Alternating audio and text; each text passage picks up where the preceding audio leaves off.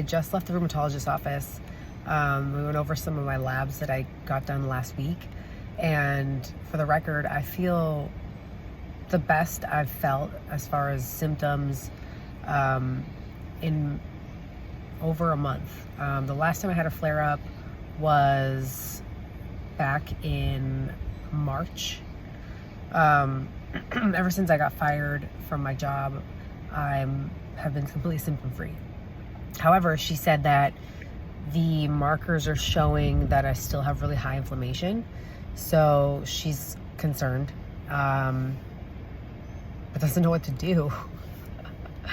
So I kind of went to this appointment thinking it was going to be good news, and it wasn't bad news, but it was like she's like still kind of confused as far as my labs are concerned, like what to do next, because I have no pain, but I still have really high inflammation markers.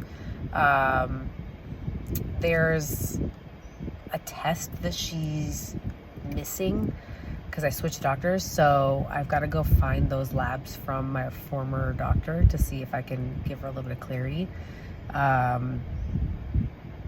But on top of that, I started having some symptoms, completely different symptoms, not related to rheumatoid arthritis. This maybe started, I want to say maybe like 4 or 5 months ago, out of the blue. No real pattern that I could find. The only thing that I noticed was while I was bartending, that my hands would get cold in the beginning of my shift and my fingertips would lose like color and circulation. Not super painful, but like, I guess more like annoying enough that I was trying to always warm them up by the fingertips of my, just like warm them up. And it wasn't happening consistently during every shift. It would just happen every so often. I talked to a friend of mine who has Raynaud's syndrome, which is another autoimmune condition, and the symptoms sound similar.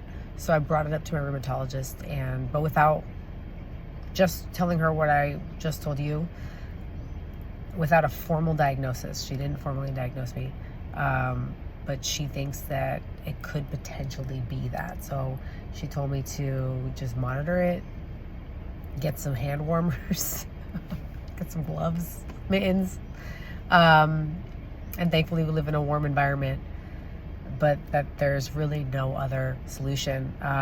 She did mention that sometimes they'll give patients like a blood pressure medication or whatever,